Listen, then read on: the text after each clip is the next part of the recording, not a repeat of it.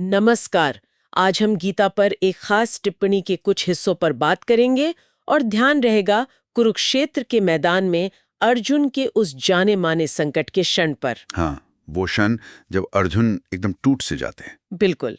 और ये स्रोत हमें सिर्फ कहानी नहीं सुनाता, बल्कि अर्जुन की उस निराशा के पीछे क्या मनोविज्ञान था उसे समझने का एक कह सकते हैं अलग नजरिया देता है। सही। तो हमारा इरादा यही है कि उनके उस टूटने के असल कारण क्या थे उन्हें थोड़ा कुरे दें। चलिए शुरू करते हैं। तो देखिए माहौल क्या है। दो सेनाएं आमने सामने हैं। अर्जुन कहते हैं कृष्ण से कि रथ को जरा बीच में ले चलो, मैं देखना चाहता हूं कि मुझे लड़ना किनसे है। हाँ, और जैसे ही वो देखते हैं सामने कौन है, अपने ही लोग, रिश्तेदार, गुरु, दोस्त। और बस वहीं वो एकदम ववरी हो जाते हैं। बिल्कुल। श्लोक 28 से 30 में तो उनकी हालत का बड़ा साफ वर्णन है। अंग ढीले पड़ रहे हैं, मुंह सूख रहा है। हाँ, मैंने पढ़ा है शरीर कांप रहा है, रोंगटे खड़े हो रहे हैं। और उनका वो मशहूर धनुष गांडीव हम्म। वो तक हाथ से फिसल रहा है। मतलब वो खड़े रहने लायक भी नहीं महसूस कर रहे हैं। तो सवाल यही उठता है कि ये अचानक ऐसा क्यों हुआ। अर्जुन कोई साधारण योद्धा तो थे नहीं। नहीं, बिल्कुल नहीं। तो टिप्पणीकार ये नहीं मानते कि उन्हें अचानक से अहिंसा का कोई दौरा पड़ गया या वो युद्ध से नफरत करने लगे। बात वो नहीं है। सही कहा। असल में जो बात यहाँ ध्यान खींचती है वो ये है कि ये विश्लेषण ममत्व की तरफ इशारा करता है। मेरापन। मेरापन मतलब ये मेरे हैं। हाँ, कि ये मेरे लोग हैं। टिप्पणीकार का कहना है कि यही भावना, ये ममत्व असल में हिंसा की जड़ है, क्योंकि ये दूसरे को पैदा करती है। अच्छा, मतलब जैसे ही हमने कहा मेरा, तो कोई पराया हो गया। बिल्कुल। अगर वो लोग अजनबी होते तो शायद अर्जुन को इतनी हिचक न होती। वो तो योद्धा थे, लड़ना जानते थे। और यहाँ बात शायद और गहरी होती है। ये लगाव सिर्फ उन अपनों के लिए नहीं है, ये उनकी अपनी पहचान से भी जुड़ा है। हाँ, यही यही तो नुक्ता है। टिप्पणी कहती है कि अपने लोगों को खोना उनके लिए एक तरह से आत्मघात जैसा है, खुद को मिटाने जैसा। क्यों? क्योंकि उनका जो मैं है, उनकी पहचान, वो इन्हीं रिश्तों से बनी है। मैं इनका भाई हूं, मैं इनका शिष्य हूं, मैं इनका मित्र हूं। ये मेरे लोग ही तो उनका मैं बनाते हैं। ये तो काफी गहरा विश्लेषण है। लेकिन फिर एक सवाल और उठता है पूछे। कि ऐसा सिर्फ अर्जुन ही क्यों महसूस कर रहे हैं। मैदान में तो दुर्योधन भी है और भी कौरव पांडव हैं। उनके भी तो अपने ही लोग हैं सामने। बहुत अच्छा सवाल है।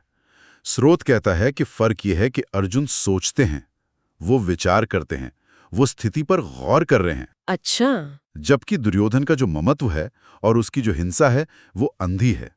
बिना विचारे वो बस सत्ता चाहता है, बदला चाहता है। तो अर्जुन का सोचना ही उनके संकट का कारण बन गया। हाँ, उनका विचार करना ही उन्हें इस द्वंद्व में, इस मुश्किल में डालता है।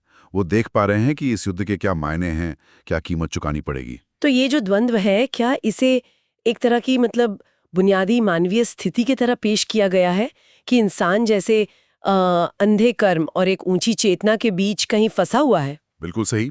अर्जुन एक तरह से इसी मानवीय तनाव का प्रतीक बन जाते हैं। वो न पूरी तरह दुर्योधन जैसे हो सकते हैं जो सिर्फ कर्म में लिप्त हैं, न कृष्ण जैसे जो उससे परे हैं, वो बीच में हैं। हाँ। टिप्पणी में इसकी तुलना आज के जमाने की जो अस्तित्ववादी चिंता है उससे भी की गई है।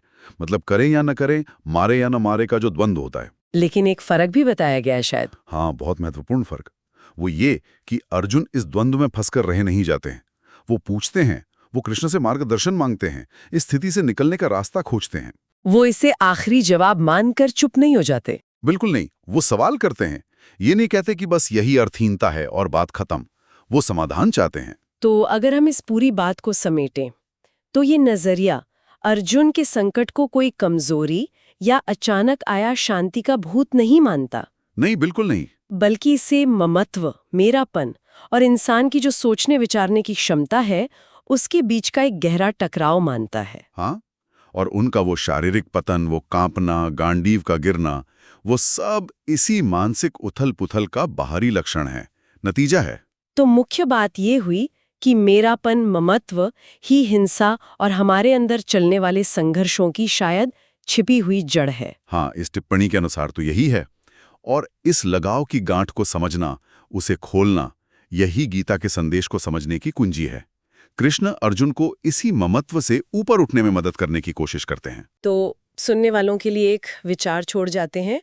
स्रोत ये इशारा करता है कि ऐसे जो अंदरूनी संघर्ष होते हैं वो चाहे कितने भी मुश्किल क्यों ना लगे, उनको झेलना, उनसे गुजरना ही शायद एक गहरी समझ तक पहुंचने का रास्ता है, बजाय इसके कि हम कोई फौरी हल ढूंढे या उससे भागें। हाँ।